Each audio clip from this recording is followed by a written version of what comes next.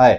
अगर आप 12th के बाद कंफ्यूज हो कि मुझे कौन सा करियर चूज करना है, मैं इंजीनियरिंग करूँ 12th के बाद, कॉमर्स लूँ, आर्ट्स लूँ, साइंस लूँ, या वही पुराने घिसे पीटे सवाल आपको फैमिली वाले पूछते कि आपको डॉक्टर बनना है कि इंजीनियर बनना है, और आप इस सब में कंफ्यूज हो, तो ये वीडियो आपके लिए है। क्योंकि आज हमारे साथ जो गेस्ट है वो इंडिया के one of the top most career counsellor है, एंड वो आपको पूरा गाइड करेंगे कि आपके हिसाब से आप कौन से फील्ड में जा सकते हो, आपका एप्टीट्यूड, आपका एटीट्यूड, आपके हॉबीज़, आपका पैशन क्या हो सकता है। उसके लिए उनके पास कुछ टेस्ट होते हैं, कुछ चीज़ें होते हैं, वो एनालाइज करते हैं स्टूडेंट्स के, वो बेस्ट काउंसलर करेंगे आपको। और अगर आप देखना है, आप पेरेंट्स और स्टूडेंट्स सब ये वीडियो एंड तक देखिए।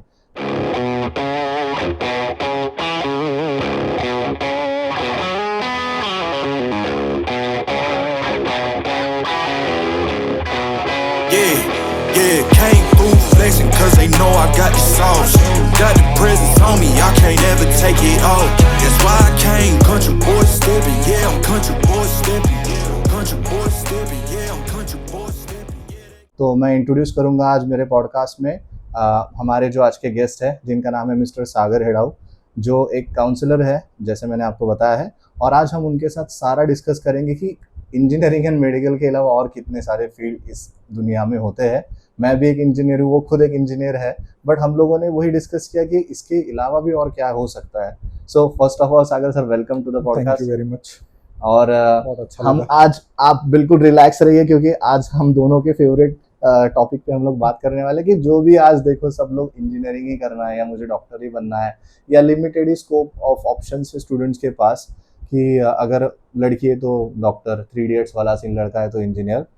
तो आप मुझे सबसे पहले बताइए कि और कितने सारे ऑप्शंस हमारे पास होते हैं, आपका पास्ट एक्सपीरियंस क्या था, आप इस फील्ड में कैसे आए? क्योंकि मैंने देखा आपको more than 8-10 years of experience है, आपको खुद एक इंजीनियर हो, मैकेनिकल इंजीनियर, वो भी कोर ब्रांच वाले, एंड इस फील्ड में आए हो। तो थोड़ा सा पहले आपका बैकग्राउंड बताइए एक छोटे से ब्रीफ में, और उसके बाद हम लोग प्रोसीड करेंगे। देखिए, मेरा बैकग्राउंड ऐसा है कि बाय क्वालिफिकेशन मैं एक मैकेनिकल इंजीनियर हूँ। ओके, उसके बाद मैंने मैकेनिकल फील्ड में इन बॉयलर्स, इन प्लांट मेंटेनेंस, ये दोनों फील्ड में मैंने काम किया है। सो कैसा है, उस टाइम पे ग्रोथ कैसी थी और आज की ग्रोथ कैसी है।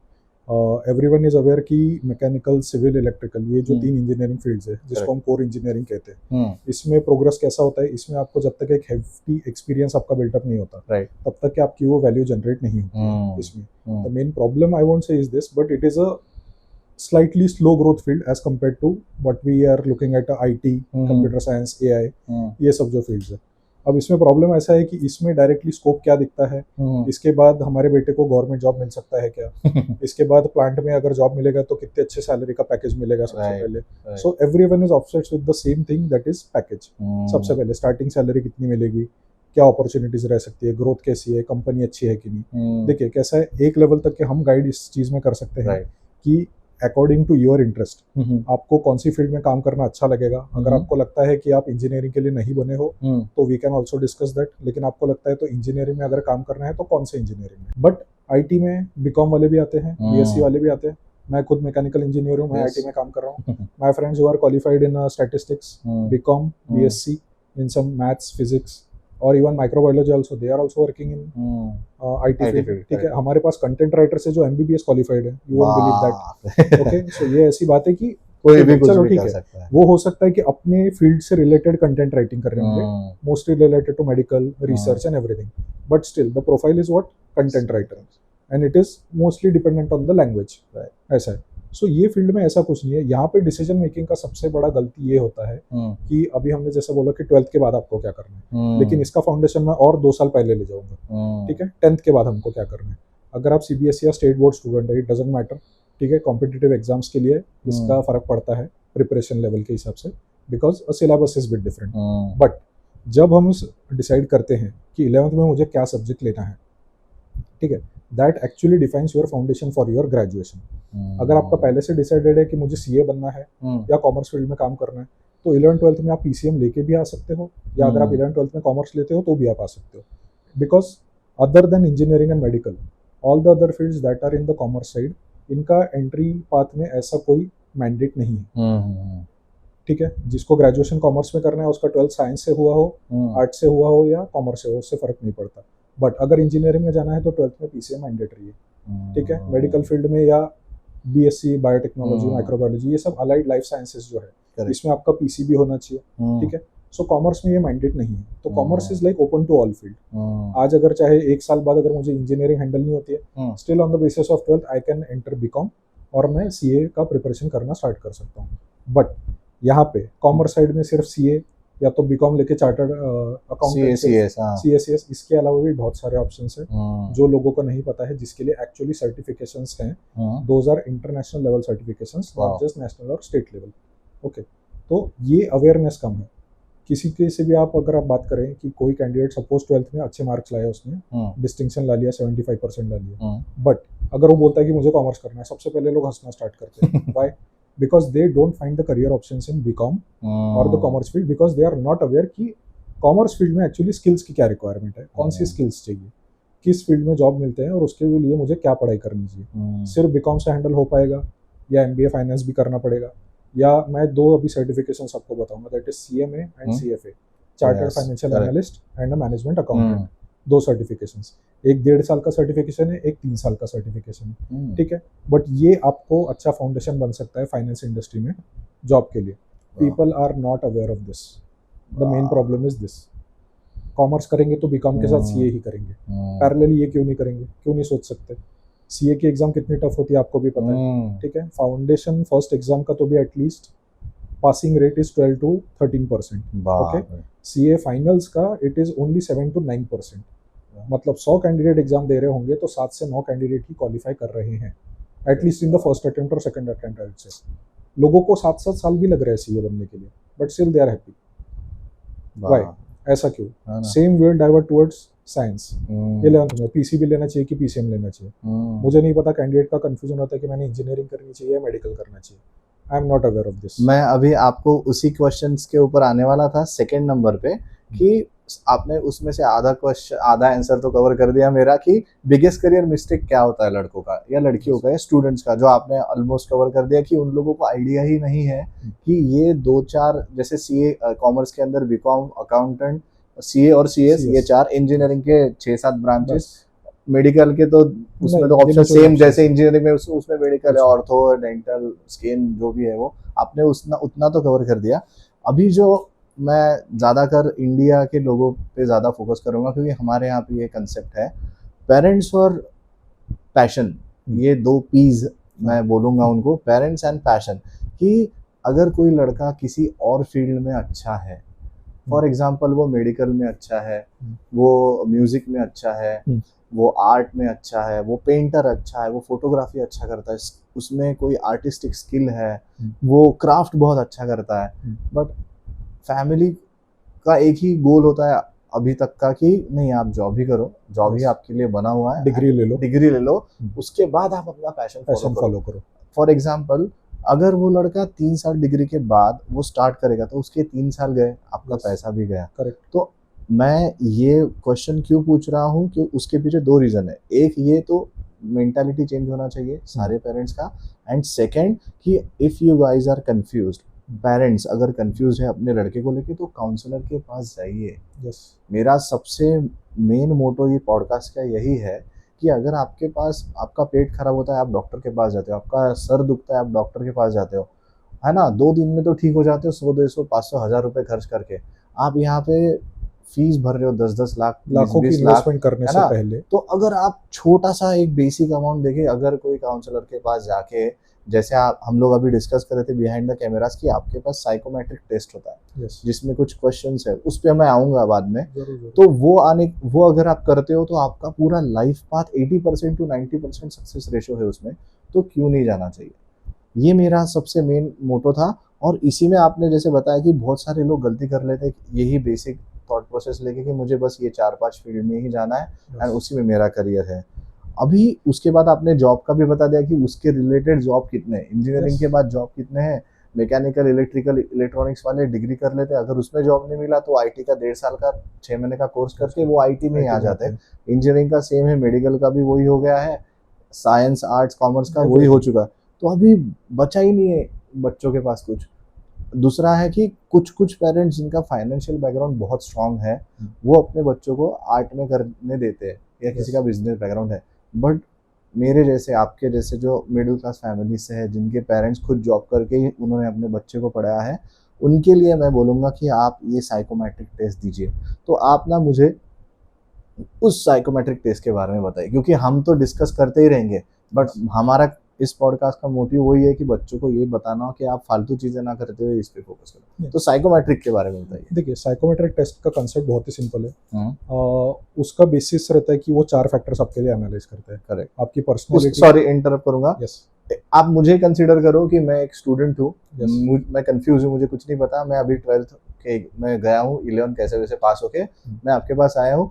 आपका स्टार्ट से लेके एंड तक क्या प्रोसेस रहेगा? मुझे कितने फिल्टर्स से थ्रू आपके पास जाना पड़ेगा कि डायरेक्ट मैं आपसे बात कर सकता हूँ? आपके का नंबर मैंने देखा नेट पे, मैंने आपको कॉल किया, अपॉइंटमेंट लिया, आया हूँ, अब मुझे बताइए। देखिए, बात अभी ठीक है। चलो, आपका 10th हो गया, आप 11th में हैं, तो मैं अभी कंसिडर करता हूँ कि चलिए अगले साल आपका 12th स्टार्ट होने वाला है या कंप्लीट भी होने वाला है, ठीक है। Right now you are in a scenario कि मुझे अभी ये नहीं पता, मैंने सिर्फ 11th में सपोज मैंने पीसीएम ले लिया है, आपने, ठीक है, पीसीएम ले लिया है, मतलब आपने अपने लिए एक दरवाजा तो पहले ही बंद कर दिया। बायोलॉजी ड्रॉप करके you eliminated all the medical, life sciences and food related, nutrition, ये सब आपने अपने आप ही खुद ही लॉक कर दिया कि मेरे को ये दरवाजे के अंदर तो जाना ही नहीं है। 3-4 ऑप्शन गए, ये खत्म हो गया रोड, ठीक है। On the basis of PCM अभी आपके पास ऑप्शंस क्या बचते हैं? आपके पास ऑप्शंस बचते हैं first of all towards engineering and tech careers, ठीक है। Other than tech careers there is also statistics, ठीक है, आप कर सकते हैं। अदर देन दैट आपके पास दूसरा ऑप्शन है फिर डायरेक्ट कॉमर्स का, commerce, BCom, BF, bachelors in accounts and financing जिसको हम बोलते हैं, this is another specialisation in UG, ठीक है। इसमें लेकिन प्रॉब्लम ऐसा रहेगा कि अगर मैंने अपने लिए ही एक दरवाजा लॉक कर लिया है और अगर मुझे साइकोमेट्रिक टेस्ट ये बताती है कि बस जो दरवाजा तुमने लॉक किया उसी के अंदर तुम्हारा एक्चुअली सॉल्यूशन बैठा है, तो how are you suppose to go back, वापस बायोलॉजी लेके आओ? क्योंकि मेरा जो एप्टीट्यूड है, जो साइकोमेट्रिक टेस्ट में बताऊंगा आपको, उसके हिसाब से माई aptitude is more suitable towards life sciences rather than applied and engineering sciences और कॉमर्स और फाइनेंस और एनी रिलेटेड इंडस्ट्री। अगर ऐसा सिनेरियो है तो मेरे ऊपर सबसे बड़ा प्रॉब्लम क्या आ गया? मैंने बायो लिया नहीं था 12th में, ठीक है, सब्जेक्ट ड्रॉप करके मैंने सबसे बड़ी गलती की। When I am not confused I should not drop any subjects. ये बहुत बड़ा डिसीजन होना चाहिए, ठीक है। जस्ट बिकॉज मेरा सीबीएसई बोर्ड है तो मुझे मैथ्स और बायो दोनों एक साथ हैंडल कैसे होगा? बस आपको 12th में 5 ही सब्जेक्ट पढ़ने, PCMB and 1 language, that's it. If you can't handle this much तो आप इंजीनियरिंग के सेमेस्टर में एक साथ 6 सब्जेक्ट्स की पढ़ाई कैसे करोगे? अगले सेमेस्टर में फिर से नए 6 सब्जेक्ट्स आने वाले, मतलब साल भर में आपको 12 सब्जेक्ट पढ़ने हैं, वो आप हैंडल कैसे करोगे? If you cannot handle the pressure right now then how will be able to handle up ahead in professional education, ठीक है। तो यहाँ पे साइकोमेट्रिक टेस्ट का रोल क्या रहता है? ये हम सबसे ज्यादा रिकमेंड करते हैं 10th वालों के लिए। क्यों? बिकॉज वो एक स्टेपिंग स्टोन है, क्योंकि आप वहां से डिसाइड करना स्टार्ट करोगे कि चलो मेरा अगर एप्टीट्यूड कॉमर्स का है तो मैं 11th-12th में PCMB ये सब को हाथ ही नहीं लगाऊंगा। I will directly take up commerce, build a solid foundation and enter the commercial industry. बढ़िया, ठीक है। तो साइकोमेट्रिक टेस्ट के 4 कंसेप्ट्स, अच्छा, जिसके ऊपर वो आपका पूरा एनालिसिस करता है, that is your personality, your aptitude, your decision making and your interest. ये 4 फैक्टर्स पे इसका बेसिस रहता है। इंटरेस्ट भी हमने इसलिए रखा है क्योंकि वहाँ पे क्वेश्चन ऐसा रहता है कि whether you will be willing to work on a field job और अ डेस्क जॉब। किसी का ऐसा रहता है कि किनको मार्केटिंग या फील्ड जॉब पसंद होता है, तो हम सिर्फ उनको एक ऑप्शन दे रहे हैं कि चलो आपका इंक्लिनेशन किस तरफ है। करेक्ट। रेस्ट एप्टीट्यूड या हम जो बोलते हैं डिसीजन मेकिंग। डिसीजन मेकिंग मतलब हमारा, हम जब पहले मिले थे पॉडकास्ट के डिस्कशन के लिए, तो मैंने एक एग्जांपल दिया था आपको। वो एग्जांपल क्या था कि सपोज कोई पेशेंट अगर इमरजेंसी में आता है कि सर मेरा पेट दर्द दे रहा है, डायरेक्टली अगर उसको हॉस्पिटल लेके जाता है ऑपरेशन करने के लिए, तो वहाँ पे डिसीजन मेकिंग बहुत ही खराब है। पहले तो ये पता होना चाहिए कि उसका पेट किस वजह से दर्द हो रहा है, ठीक है, क्या प्रॉब्लम है, आप उसको कुछ, ठीक है, पेन रिलीफ के लिए कुछ करो, उसका प्रॉपर चेकअप करो, उसके बाद आप ऑपरेशन रिकमेंड करोगे ना। डायरेक्टली ऑपरेशन थिएटर में आप कैसे लेके जा रहे हो? सेम विथ रिस्पेक्ट टू, अगर सपोज कहीं पे फायर हैजर्ड हो गया कोई इंडस्ट्री में, वहाँ पे आपका डिसीजन मेकिंग इंस्टेंट होना चाहिए। वाई? आग लग गई, फायर एक्सटिंग्विशर अगर किसी को यूज नहीं करना आता, या अगर एक शॉर्ट सर्किट भी है, तो आग बुझाना पहली प्रायोरिटी है, हल्ला करना नहीं, ठीक है। सो डिसीजन मेकिंग, करेक्ट, दोनों तरफ डिसीजन मेकिंग का इंपॉर्टेंस बहुत है। अगर आपका डिसीजन मेकिंग पिन पॉइंट है, then you are suitable for a certain career. अगर आपका डिसीजन मेकिंग में टाइम लगता है, एंड ऐसी फील्ड देखनी पड़ेगी कि जहाँ पे डिसीजन में हमको इंस्टेंटली कुछ नहीं करना है, राइट, ठीक है। तो डिसीजन मेकिंग भी बहुत बड़ा फैक्टर है। फाइनली आता है आपका इंटरेस्ट। हम्म, मुझे अगर इंजीनियरिंग में इंटरेस्ट नहीं है, लेकिन सिर्फ पेरेंट्स ने बोल दिया कि नहीं JEE करो, ये करो, वो करो, तो आगे चल के मेरा इंजीनियरिंग भी खराब होगा। अगर मेरे दिमाग में आया कि फर्स्ट ईयर के बाद मुझसे पढ़ाई हैंडल नहीं हो रही, तो मैं इंजीनियरिंग छोड़ दूंगा, फिर दूसरे करियर में जाऊंगा। What is the loss? 1 year of academics. पैसा। अगेन नेक्स्ट बैच आपके कंपटीशन में आ रही है, ठीक है। हर साल कितने 12th के बच्चे पास आउट होते हैं, वो आपकी कंपटीशन में फिर से आएंगे दूसरे करियर के लिए, ठीक है। कट ऑफ एग्जाम्स का बढ़ते जाता है। Another problem, if you are going for a top institute, ठीक है, जैसे JEE के थ्रू IIT NITs, ठीक है, नीट के through top medical colleges, government colleges, ऐसा।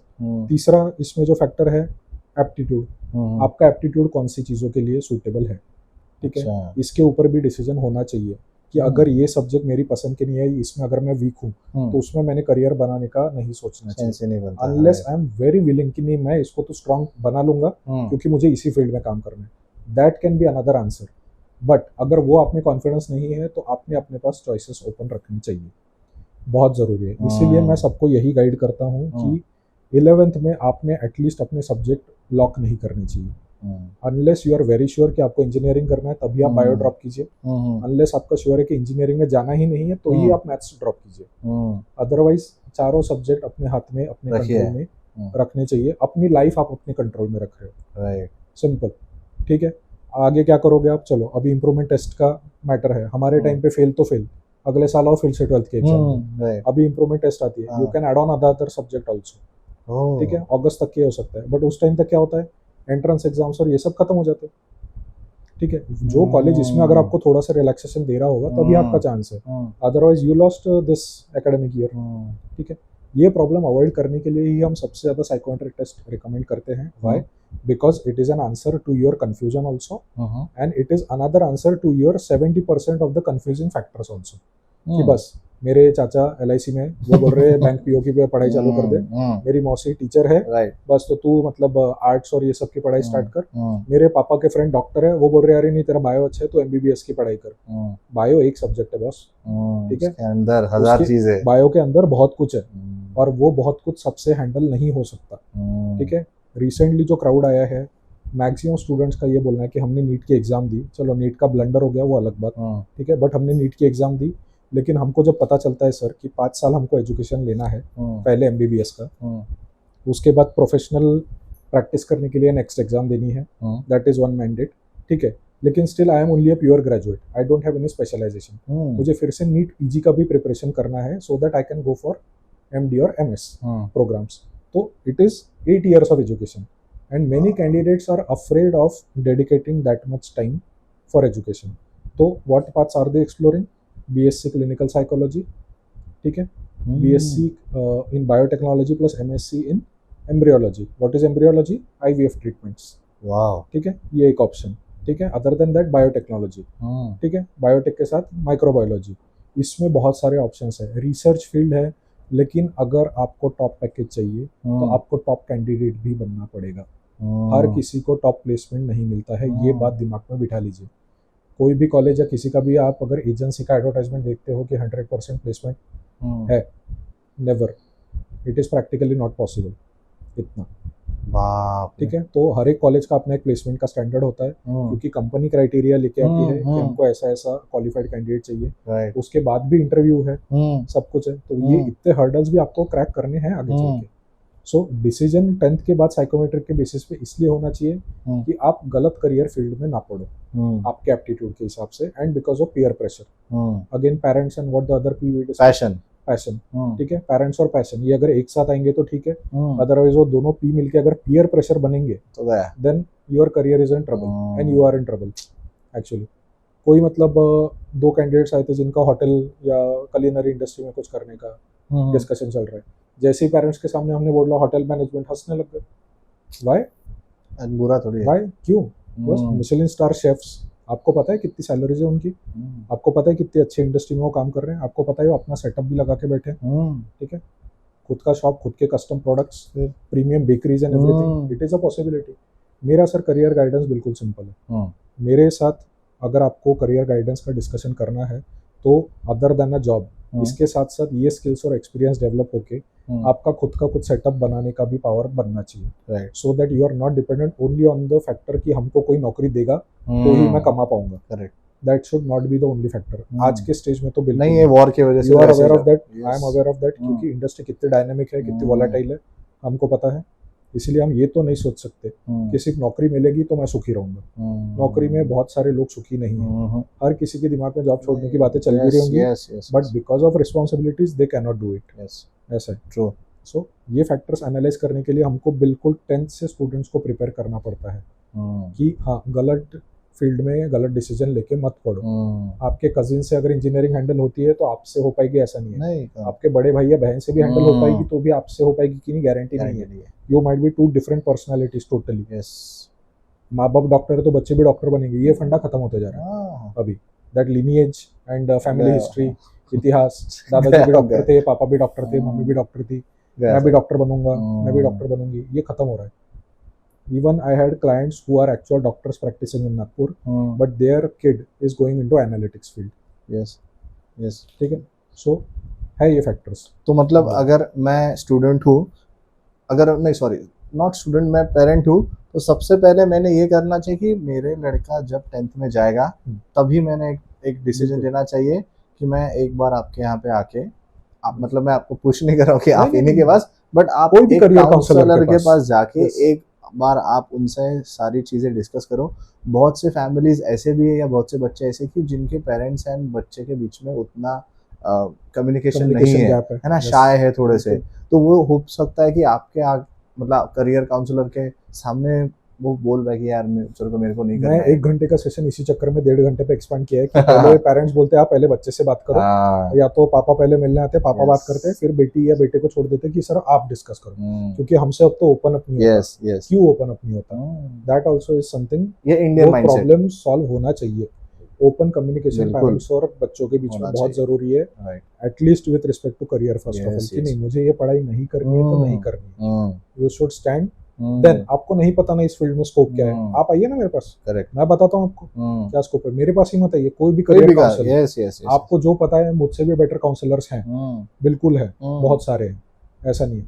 बट पेन पॉइंट अंडरस्टैंडिंग आपकी क्या है, आपको किस पॉइंट पे गाइडेंस चाहिए, ये आंसर आपको कहाँ पे मिलता है, that is your best answer career counsellor. इसीलिए तो अगर आज भी जो कैंडिडेट अगर 27 में सपोज पास आउट होने वाला है 10th, वो अगर ये डिसीजन के लिए आज से भी अगर प्रिपेयर करना स्टार्ट कर दे, तो by the end of next February जब उनका एग्जाम कंप्लीट होगा या स्टार्ट होगा, उनके पास से एक डिसीजन रहेगा कि नहीं मैंने करियर काउंसलिंग की, मेरा साइकोमेट्रिक टेस्ट हुआ, या मेरा इंक्लिनेशन कॉमर्स की तरफ था तो आई हैव डिसाइडेड, यस, मेरा कोई कंफ्यूजन नहीं है, 11th-12th के बाद मुझे क्या करना है मुझे पता है बस। तो ये कॉन्फिडेंस अगर कैंडिडेट्स में आ गया, उनका करियर, उनकी पढ़ाई सब स्टेबलाइज हो जाएगी, नाइस, उनको कभी पढ़ाई बोर नहीं होगी, वो भागेंगे नहीं। आपका ये कंप्लेंट नहीं रहेगा अरे सर इसके तो मार्क्स ही कम आते हैं, यस, वाई कम क्यों आते हैं, इंटरेस्ट नहीं होगा, ठीक है। बट इफ द कैंडिडेट और the student is involve in other world activities, मतलब ऐसा है कि पढ़ाई पे ध्यान नहीं है, that is a different scenario. But अगर पसंद की पढ़ाई नहीं है तो भी रिजल्ट हैम्पर होगा, यस, पसंद की पढ़ाई है तो अपने आप मार्क्स अच्छे आना चालू हो जाएंगे और डिसीजन में क्लैरिटी अपने आप स्टार्ट हो जाएगी। बच्चे खुद रिसर्च करके आते हैं, यस, हमारे पास ऐसे भी कैंडिडेट्स हैं जो मतलब नेशनल और इंटरनेशनल ओलंपियाड के लिए प्रिपरेशन कर रहा है, वो 8th स्टैंडर्ड में है, वो मम्मी और बड़े भाई के साथ आया था, ठीक है। Now he is planning a career in either space engineering और स्पेस टेक्नोलॉजी, लेकिन अभी वो 8th में है, 12th होने में उसको और 4 साल है, इस 4 साल में भी उसका डिसीजन चेंज हो सकता है। यस, 10th में एप्टीट्यूड या इंटरेस्ट कुछ और निकलेगा, 12th के एंड में कुछ और निकलेगा। आज आपने JEE डिस्कस किया, आपको पता चला हमारे लिए नहीं है, चलो नॉट विथ रिस्पेक्ट टू कि हम पढ़ाई नहीं कर पा रहे, लेकिन हमारे इंटरेस्ट ही नहीं है, हमारा कॉमर्स के लिए, तो 10th के बाद आपने डिस्कस किया JEE, 12th के बाद आप बोल रहे सर मैं CA का प्रिपरेशन कर रहा हूँ, तो 2 साल में भी बहुत सारा सिनेरियो चेंज हो सकता है।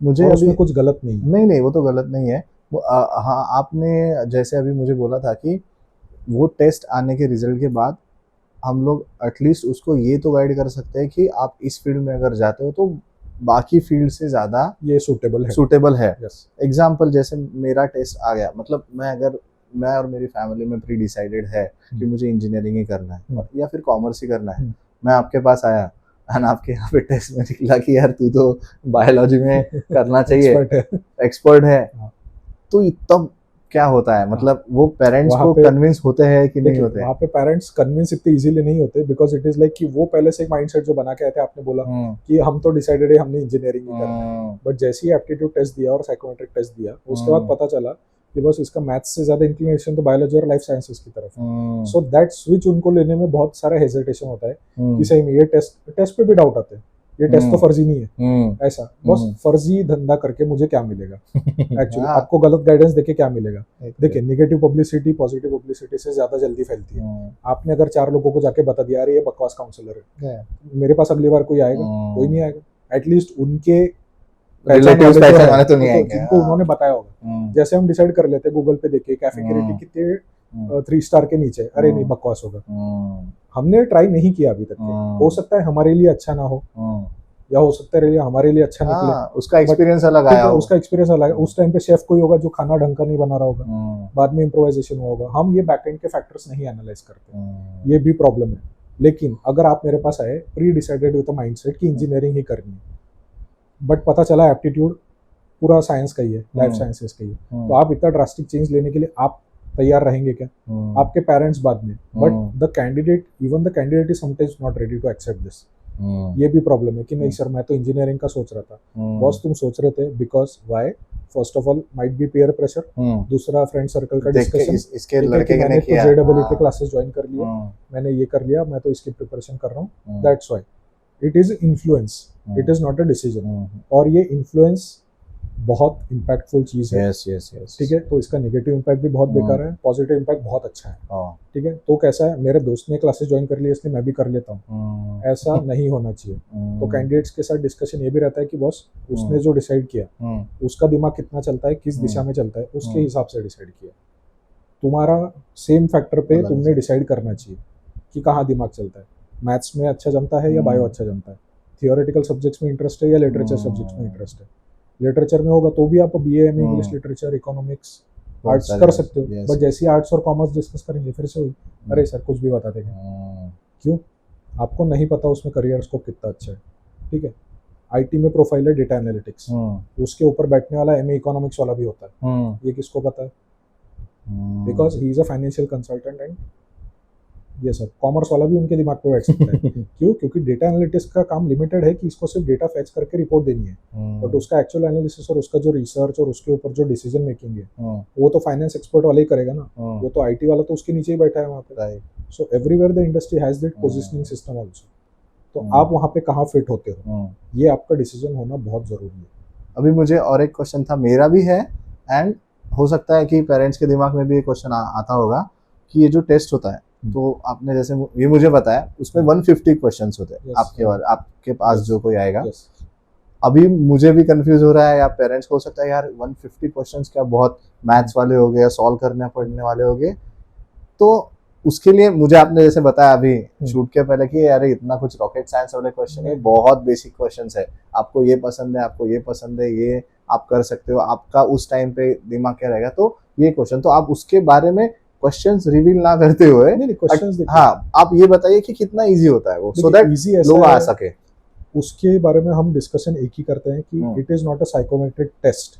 टेस्ट ये वर्ड यूज ही मत कीजिए, psychometric analysis, you are analysing yourself, ठीक है। 150 questions are based on defining your personality, defining your interest, your attitude and your decision making. ये 4 फैक्टर कंबाइन करके आपके लिए सबसे अच्छा करियर कौन सा हो सकता है, ये हम उसके ऊपर एक रिपोर्ट निकाल रहे हैं। तो ये टेस्ट नहीं है, आपका कोई एग्जाम इसमें पास या फेल वाला रिजल्ट नहीं आने वाला, ठीक है। इट इज जस्ट आप क्या हो, आपके लिए क्या सूटेबल है, कोई जज नहीं करने वाला, कोई जज नहीं करने वाला। और कोई जज भी करता है तो मैं ये भी बता दूं कि अगर आपके बच्चे ने कॉमर्स भी लेने का डिसीजन लिया है तो रिलेटिव्स क्या बोलेंगे, ये फैक्टर आप प्लीज साइड में रखिए। अगर ये फैक्टर आपको दिमाग में लेके आना होगा तो मैं आपकी काउंसलिंग नहीं कर पाऊंगा, मैं आपको कितना भी समझाऊं आप नहीं समझ पाओगे, because it is a very very, मतलब वो बोलते हैं ना कि सोशल इमेज के चक्कर में अगर हम बच्चों का करियर अगर हम खराब करेंगे तो हमसे ज्यादा गलत डिसीजन और कोई नहीं ले सकता। तो साइकोमेट्रिक एनालिसिस का कंसेप्ट सिंपल है, आपका डिसीजन मेकिंग, आपकी पर्सनालिटी कौन से करियर के लिए बेस्ट सूटेबल है, ये हम जजमेंट निकालते हैं उस पर से, ठीक है। वो जजमेंट मोस्टली आपके फेवर में निकलता है, क्योंकि आप अगर आगे चल के सपोज आपका मेडिकल के लिए अगर निकला एक रिपोर्ट में, आप देखोगे कि इंजीनियरिंग के सिलेबस के कंपैरिजन में आपको मेडिकल का सिलेबस देखोगे तो आपको उसमें ज्यादा इंटरेस्ट आ रहा है, दैट इज अगेन, मैं हमेशा यही बोलता हूँ टेस्ट के बाद कि जाओ अभी घर जाके मैं आपको एक सिलेबस भी भेजता हूँ, चलो एमबीबीएस का नेशनल कॉलेज का फर्स्ट सेमेस्टर का सिलेबस और इंजीनियरिंग का सपोज आईआईटी का फर्स्ट सेम का सिलेबस किसी ब्रांच का, आप कंपेयर करो दोनों का एक ओवरव्यू लो कि किस में इंटरेस्ट आ रहा है आपको। So if you are still interested in engineering तो या तो मेरी टेस्ट गलत है या तो आपने मेरे और पेरेंट्स के डर से अपने आंसर्स मैनिपुलेट गलत किए है कि नहीं, अगर मैंने ऐसा आंसर दिया और ये निकला तो लोग क्या सोचेंगे। सो ये बायस टेस्ट के टाइम पे नहीं होना चाहिए, कौन क्या सोच रहा है, it is not about anyone else, and वो रिवील थोड़ी करने वाले हैं आप, नहीं रिवील नहीं है ना? करने वाले, आपका कुछ नहीं। आपका और दैट इज आपके, कॉन्फिडेंशियल, हाँ, टोटली कॉन्फिडेंशियल। यस, और आपको भी पता रहेगा, आप जो आंसर्स देंगे वो आंसर्स भी मैं आपको दिखाऊंगा कि क्वेश्चन 36 के लिए आपने ये आंसर दिया था, क्वेश्चन 50 के लिए आपने ये आंसर दिया था। राइट, इफ यू से कि नहीं मैंने ये आंसर नहीं दिया था, that is a different case all together. अब वहाँ पे ये देखना पड़ेगा कि मैं सच बोल रहा हूँ कि आप आप सच बोल रहे हो, करेक्ट, ऐसा यस, यस, बट हमको इसको एज अ टेस्ट लेना नहीं है, this is a self analysis, मेरे लिए सबसे सूटेबल क्या है ताकि मैं गलत डिसीजन ना ना लूं, लूं, ठीक है। तो ये टेस्ट हम ग्रेजुएशन के बाद वाले भी कैंडिडेट्स आ रहे हैं कि नहीं सर हमारा इंजीनियरिंग हो गया या बीएससी, आज ही जो कैंडिडेट आए थे BSc chemistry botany and zoology CBZ, ठीक है, ये कॉम्बिनेशन क्या करियर से इसके बाद, ठीक है। पेरेंट्स का डिस्कशन है कि लॉ करना चाहिए, सडनली आप लाइफ साइंसेस से लॉ में कैसे जाएंगे, ठीक है। Then what are the options in MSc, then we again discuss microbiology, biotechnology, embryology, I told you, IVF treatments, these are very suitable options, क्यों नहीं कर सकते। आपको सिर्फ इसका स्कोप नहीं पता है, that's why you are scared. इसमें इनकम अच्छी निकलती है कि नहीं ये पता नहीं है, that's why you are scared. But आपको टॉप इंस्टीट्यूट में आना पड़ेगा, टॉप इंस्टीट्यूट्स में एंट्री लेनी पड़ेगी, वहाँ पे अच्छे प्लेसमेंट उठाने पड़ेंगे। हर किसी को हर फील्ड में जॉब नहीं मिल सकता, राइट, ठीक है। बेसिक पैकेज पे भी लोग करते हैं और प्रीमियम पैकेज पे भी लोग जॉब करते हैं। It is all about the candidate, his और हर एकेडमिक परफॉर्मेंस एंड कॉलेज का रेपुटेशन और कॉलेज का प्लेसमेंट कितना क्वालिटी का है। ये बहुत सारे फैक्टर्स कंबाइन करके हम ये डिसीजन ले सकते हैं ऐसा। तो 10th और 12th के कैंडिडेट्स ने तो अभी से इस सब का प्रिपरेशन कर लेना चाहिए स्टार्टिंग से। आप सिर्फ मेरे पास ही मत आइए, कोई भी काउंसलर के पास चाहिए, आपको एक प्रैक्टिकल रिपोर्ट मिलनी चाहिए कि मेरा बच्चा किस चीज़ के लिए बना हुआ है। अभी मैं पेरेंट्स के और व्यूअर्स के हिसाब से एक क्वेश्चन पूछना चाहता हूँ, क्योंकि उन लोगों को एक थोड़ा सा एक टेस्टिमोनियल्स जैसे होता है हर एक, जैसे आपने बताया कि कैफेज के रेस्टोरेंट के रिव्यूज देते, उस हिसाब से हम भी एक आपको लोगों को बताने के हिसाब से बताएंगे कि आपके पास ऐसे कोई स्टूडेंट्स है जिन्होंने 2-3 एग्जांपल शॉर्ट में बताई कि जो करने आए थे कुछ और, टेस्ट में कुछ और निकला, वो उन्होंने आपका टेस्ट लिया, उनका निकला कुछ और ही। एंड फॉर एग्जांपल जैसे मेडिकल के लिए कोई लड़की आई, उसका निकला कि वो बहुत बड़ी अच्छी पेंटर हो सकती है, उसने टेस्ट में वो रिजल्ट आया, उसने आपका सुना एंड वो आज बहुत अच्छा कर रही है लाइफ में। बिल्कुल ऐसे कुछ एग्जांपल ऐसे देखिए, अभी ऐसे 2 एग्जांपल्स है जिन्होंने बहुत ही ड्रास्टिक डिसीजन लिए हुए हैं। मतलब 2022 से वो नीट की एग्जाम रिपीट कर रहे हैं 2025 तक, 3 साल सिर्फ नीट के लिए दिए हैं, लेकिन क्वालिफाई नहीं हो पाया। And finally that candidate entered 2024 में, उसने सपोज बीबीए में एडमिशन ले लिया उसने, ऑनलाइन बीबीए में। अभी फाइनल ईयर में वो कैंडिडेट है, अगले साल उनका कंप्लीट होगा बीबीए 27 में, ठीक है। But she is already into an internship in a Mumbai based firm on digital marketing. Yes, तो आप एमबीबीएस और नीट छोड़िए, उसका एप्टीट्यूड हमेशा बिजनेस एडमिनिस्ट्रेशन और ऑनलाइन मार्केटिंग के लिए था, तो that candidate is there. Another candidate जो नीट का ही प्रिपरेशन कर रहा था, ठीक है, उसने ये ड्रॉप कर दिया कि नहीं, 1-2 साल नीट दिया, 23 एंड 24 में BSc biotechnology, now studying clinical embryology in Mumbai. ठीक है, तो चलो एक तो अलाइन था मेडिकल फील्ड के कि चलो एमबीबीएस नहीं हो पाया, एम्ब्रियोलॉजी करते हैं। But other one was totally different कि नीट का प्रिपरेशन कर रहे हैं लेकिन नीट छोड़ के बीबीए एंड डिजिटल मार्केटिंग। ये कितना ड्रास्टिक स्विच है आप ही सोच सकते हो। किसी और का एग्जांपल मत ही लो ना, मेरा खुद का एग्जांपल है। मैं भी हूँ आपके साथ। मैकेनिकल इंजीनियरिंग क्या कर रहा हूँ, आईटी में डिजिटल मार्केटिंग कर रहा हूँ। Where does it align with my degree? Nowhere, कुछ नहीं। 4 साल मैंने भी डिग्री इंजीनियरिंग में काम किया, मुझे नहीं सूट हुआ वो काम, मैंने छोड़ दिया। It was a drastic decision. But other than that, what is the primary profession now? Career counselling. इसमें ना कोई इंडिया में फॉर्मल एजुकेशन है, ना कोई डिग्री है, it is only a certification course. और ये कोई भी कर सकता है, जिसको इंटरेस्ट होगा, जिसको नॉलेज गैदरिंग में इंटरेस्ट होगा और जिसका डिलीवरेंस अच्छा होगा, उसको मैं खुद रिकमेंड करूंगा कि करियर काउंसलर बनना चाहिए। वाई? बिकॉज इस साल की आप सीबीएसई की न्यूज़ पढ़िए, ठीक है, every 500 student should have work career counsellor on them. तो डिमांड कितनी है, आप अभी सीबीएसई के हिसाब से खुद एनालाइज कीजिए, कितने करियर काउंसलर्स की इंडिया को ज़रूरत है। उसके हिसाब से अगर आप ये कर सकते हैं आप करिए। तो बिल्कुल करिए। नहीं, मैंने ड्रास्टिक चेंजेस है। जैसे आपने बताया, मैं अभी कुछ पिन पॉइंट्स हमारे जो अभी तक के डिस्कशन है उसमें से बहुत अच्छे मैंने कुछ पॉइंट्स निकाले। एक ये कि करियर काउंसलर का इंडिया में बहुत ज़्यादा इम्पोर्टेंस है। क्यों? क्योंकि हमारे यहाँ पे सबसे ज़्यादा यूथ पॉपुलेशन है। हमारे यहाँ पे ये कंसेप्ट ही नहीं पता, लोगों को देख के करते हैं कि क्या करना है क्या करना नहीं है, अभी तक लोगों को नहीं पता। जो हमारा अभी तक का डिस्कशन है उसमें से मेरा आउटपुट ये निकला कि एक तो पेरेंट्स फोर्स कर रहे बच्चों को, वो एक इंडियन माइंडसेट हो चुका है कि ये करना है, इसका देख के उसका लड़के मेरे ऑफिस वाले का देख के। दूसरा कंपैरिजन होता है कि ये लड़का ये लड़की ये उसका इसका सोसाइटी वाला, एक ही पेरेंट्स के दो बच्चे, घर के जॉइंट फैमिली के बच्चे, इधर वाले उधर वाले वो।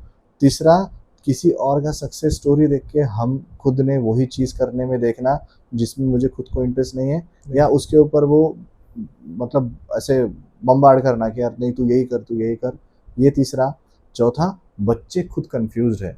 अब मैं उसमें एजुकेशन सिस्टम को ब्लेम दूँ, उनके खुद को ब्लेम दूँ, उनके पेरेंट्स को, उनके अपब्रिंगिंग को, ये मेरा कुछ बनता नहीं है बोलना, बट मैंने ये भी देखा है कि बच्चे खुद बहुत ज़्यादा कंफ्यूज स्टेट में है। कंफ्यूज्ड है सर। और इसमें अजिंक्य अगर हम देखें ना तो this might be a controversial statement that will be coming up, but it is like कि टीचर्स और करियर काउंसलर्स में बहुत डिफरेंस है, बहुत। ठीक है। So every teacher is not a career counsellor and every career counsellor can not be a good teacher also. Right, true. There is a very big difference here. तो मतलब जो एक सिर्फ डिपेंडेंसी रहता है कि हमने सपोज कहीं पे क्लासेस ज्वाइन किए हैं या अगर कोई के इंस्टीट्यूट है, डिस्कशन बहुत ही सुपरफिशियल रहता है, अरे नीट करो, एमबीबीएस करो, बहुत स्कोप है ऐसा। So this is a wrong thing. Scope है but for the proper candidate जो उस चीज के लिए बना है। ठीक है। इंजीनियरिंग में भी उसी के लिए स्कोप है अगर वो कैंडिडेट उस फील्ड के लिए बना हुआ है। तो हर कैंडिडेट को वहाँ पे नहीं है। आई एम एन इंजीनियर, मेरे लिए स्कोप नहीं है मैकेनिकल में, I can not handle that kind of work.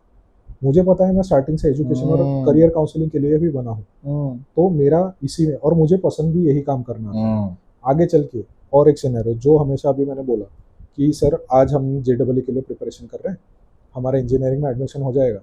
आज बच्चा अभी 12th में, ठीक है, डिग्री होने के लिए 4 साल बाकी है, पैकेज क्या मिलेगा?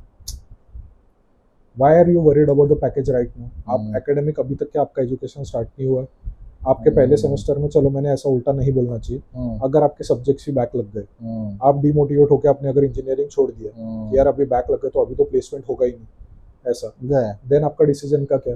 And why are you obsessed with packages? मतलब आपने अभी तक झाड़ लगाया नहीं है, लेकिन आपको फल क्या कब मीठा रहेगा कि खट्टा रहेगा, भाई करो तो पहले। तो ये डिसीजन इस तरीके से नहीं होना चाहिए। ठीक है। 10th के बच्चे and every parent has the same line of discussion with us कि सर इनको ना कमाने की बहुत जल्दी पड़ी है। हर एक पेरेंट ने ये स्टेटमेंट मुझसे इस साल तो भी बोला है कि इनको इनकम की बहुत जल्दी पड़ी है, but they are not understanding कि एक सीधा सीधा भी अगर आप हिसाब लगाएं, सपोज बीएससी और एमएससी मिला के अगर मेरा 5 साल का एजुकेशन होता है तो 5 साल का एजुकेशन और 5 साल का एक्सपीरियंस, इसके बाद ही आप एक अच्छी इनकम का एक्सपेक्टेशन कर सकते हैं। 100%। So after 12th you have to invest at least 10 years in building yourself professionally to achieve a certain amount of financial respect. ये बहुत इंपॉर्टेंट है। और ये पैकेज के चक्कर में जो भी गलत एजुकेशन चूज कर रहे हैं कि नहीं अगर एआई इंजीनियर नहीं बनेंगे तो अच्छा पैसा नहीं मिलेगा, बहुत ही गलत माइंडसेट है। और अगर आपसे एआई बेसिक प्रोग्रामिंग अगर आपसे हैंडल नहीं हो पाई, हम बोलते हैं ना प्रोग्रामिंग के लिए लॉजिक बिल्डिंग अच्छा होना चाहिए, अगर वो आपके अंदर है ही नहीं क्वालिटी तो आप प्रोग्रामिंग में सक्सीड नहीं हो सकते, even with any kind of AI tools also. ठीक है। और डिस्कशन ये भी चल रहा है कि सर अगर कल एआई से जॉब चले गया तो मैडम बैकअप ऑप्शन बनाइए, don't be dependent only on one source of income. ये अभी समझना मुश्किल है लेकिन ये समझना बहुत जरूरी भी है। अभी आपने एआई का जिक्र किया, मैं एआई के बारे में छोटा सा चीज़ बोलूँगा, बट ये बहुत क्रूशियल है। एआई हर फील्ड में आ रहा है। मैं म्यूजिशियन हूँ, म्यूजिक में भी एआई टूल्स आ चुके हैं। मैं उसको सिनारियो दूंगा अगर प्रॉम्प्ट में कि मुझे इमोशनल सॉन्ग चाहिए, ब्रेकअप सॉन्ग चाहिए, लव सॉन्ग चाहिए, मेरे दिमाग में ये सर्टेन अमाउंट्स ऑफ लिरिक है, आप उसको पूरा कंप्लीट करके दे देगा। मुझे इसकी मेलोडी बना के दो, दे देगा। मुझे इसको मास्टर्ड या मिक्सिंग करके दो, वो भी करके देगा। तो वो जो गाना बनेगा ना वो इमोशनलेस गाना बनेगा, क्योंकि वो एक देखिए वो उसमें इमोशंस नहीं है, या मैं जो बोलूँगा वो उसको सिर्फ फुलफिल कर पाएगा, बट उसके बाद उसमें एक्स्ट्रा क्या जो मैं बोलूँगा वो ही मुझे रिजल्ट देने वाला है। बट जब आप क्रिएटिविटी उसमें डालते हो उसमें मैं 100 अलग इंस्ट्रूमेंट्स डाल सकता हूँ, बैकिंग में कुछ डाल सकता हूँ, उसमें और 100 चीज़ें हो सकती है, वो एआई नहीं कर सकता। नहीं, दूसरा फंडा सेम अप्लाइज टू कोई आईटी इंजीनियर बोल रहा है मुझे एक ऐप बनाना है, वो ऐप का एक छोटा सा आइडिया एआई को देगा, ऐप उसको आप एआई उनको उसके बारे में उसको थोड़ा सा डिस्कशन देगा, तो मैं जो बोलूँगा उसका ही मुझे आंसर आने वाला है। बट मेरे दिमाग में तो और 1000 चीज़ें आ सकती है जो एआई मेरे दिमाग से थोड़ी ना खींच सकता है। तो वो आप एआई के बारे में डरो मत, क्योंकि अभी नहीं। सब लोग डर चुके हैं कि एआई आ गया, तो सर ऐसा कुछ भी नहीं है।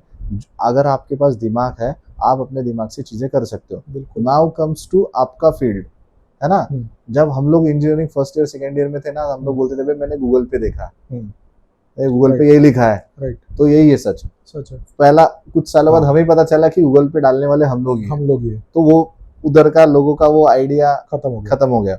अब के लड़के जो है, तो मैंने देखा इस, मैं किसी एआई ऐप का नाम भी नहीं लूंगा, मुझे वो फालतू में पढ़ना भी नहीं है, बट मेरे लड़के को 10th में इतने परसेंट आए, मेरे लड़के का इंटरेस्ट इस चीज में है, वो किस चीज में कर सकता है, डालो चैट बस जीपीटी बस पे बस बताएगा ना आपको। या डालो एआई पे कोई भी, वो बताएगा। आपको दे देगा। आपका लड़का, आपने जो मुझे बताया उसके हिसाब से आपका लड़का इंजीनियरिंग या मेडिकल में बहुत अच्छा कर सकता है, तो गया ना, तो फिर तो काउंसलर की गरज चलो ही नहीं है इसके ना। आगे अगर आप उसको और एक काउंटर क्वेश्चन अगर करोगे, सपोज हाँ। किसी एआई मॉडल को कि इसको 12th में बायो में ज्यादा मार्क्स आए थे, मैथ्स में कम आए थे, ठीक, वो बोलेगा मेडिकल फील्ड फिर अच्छी है। फिर हाँ।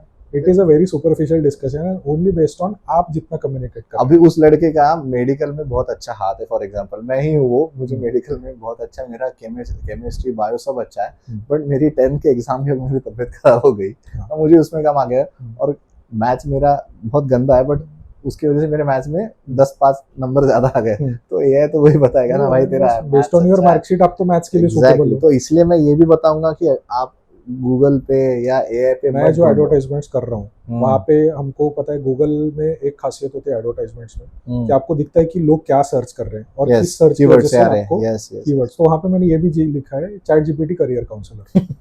तो करियर काउंसलर की वजह से तो क्लिक आया मेरी वेबसाइट पे, बट चैट जीपीटी ऐसा, तो ये भी क्लिक्स आए हैं, ऐसा है। So people are discussing with AI models also, ऐसा है, और डिस्कस करना चाहिए, मैं नहीं बोल रहा हूँ ऐसा। उसके बाद बहुत सारा कलेक्टिव डेटा है, it can give you superficial highlight of everything, but उसका अगर डिटेल रिसर्च करना है तो आपको डिस्कस करने के लिए सामने लोग चाहिए। आप सिर्फ एआई मॉडल के साथ हर एक डिस्कशन करके आंसर नहीं निकाल सकते। It is not that strong to help you out 100% with any query, ऐसा। और ये आपके उसके ऊपर डिपेंडेंसी भी नहीं होनी चाहिए, और ये हमारी भी डिपेंडेंसी नहीं होनी चाहिए कोई भी काम के लिए, ऐसा। नाइस।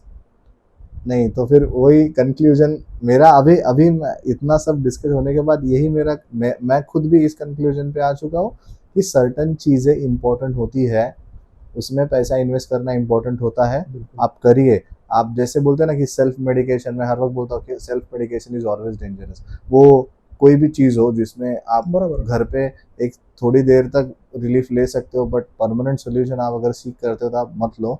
तो जितना आपने जितनी स्टोरीज मुझे अभी ऑन कैमरा बताई, बिहाइंड द कैमरा बताई, ये जितने भी आपने आपके स्टूडेंट्स के या आपके पास जो पेरेंट्स आते हैं उनका एग्जांपल दिया, उसमें से यही आता है कि आप प्लीज़ जाइए। कोई उसमें ऐसा कोई शर्म वाली बात नहीं कि मैं पेरेंट हूँ और मैं अपने बच्चे के लिए कुछ डिसीजन नहीं ले सकता, तो इसमें कुछ बुरा मानने वाली बात नहीं है। या वो स्टूडेंट को भी ऐसा कोई लगना नहीं चाहिए कि यार मेरे दोस्त क्या बोलेंगे। उल्टा जब ये स्टूडेंट सक्सेसफुल होगा ना, तब यही पेरेंट्स बोलेंगे कि मैंने उस टाइम पे लिया था, आपने क्यों नहीं लिया।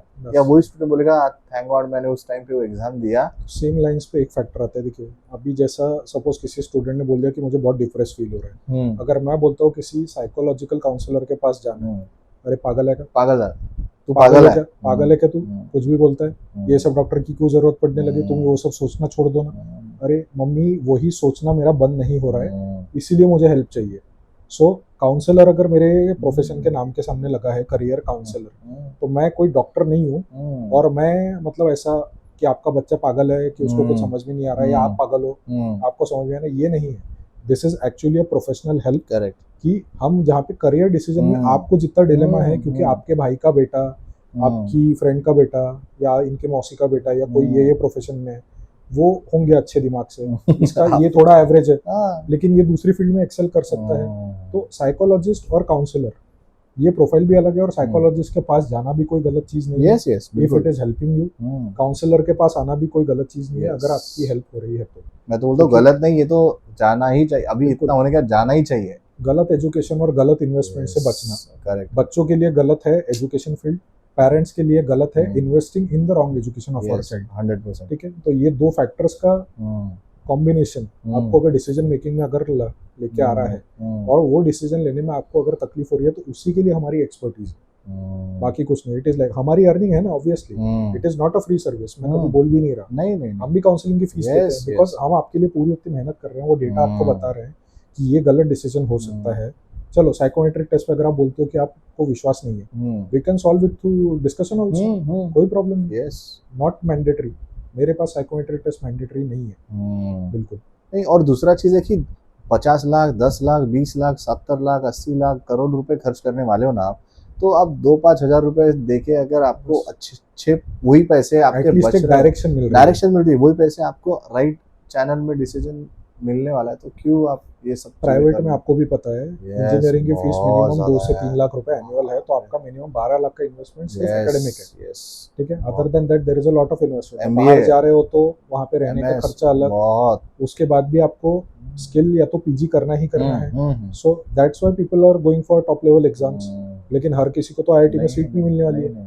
ठीक है, तो ईयर ड्रॉप नहीं करना है, लेकिन प्रोफेशनल और क्वालिटी एजुकेशन चाहिए तो प्राइवेट सेक्टर के कॉलेजेस भी लेने पड़ेंगे।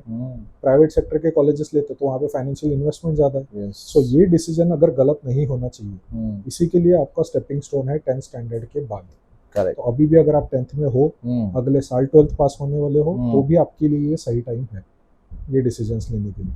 10th के बाद तो मैं बैठा ही हूँ, कोई प्रॉब्लम नहीं, लेकिन अभी से आपका अगर आंसर सॉल्व हो जाए तो आपका ये डिलेमा नहीं रहेगा कि 10th के बाद मैं क्या करूँ या 12th के बाद मैंने जेडब्ल्यू देनी चाहिए, नीट देनी चाहिए।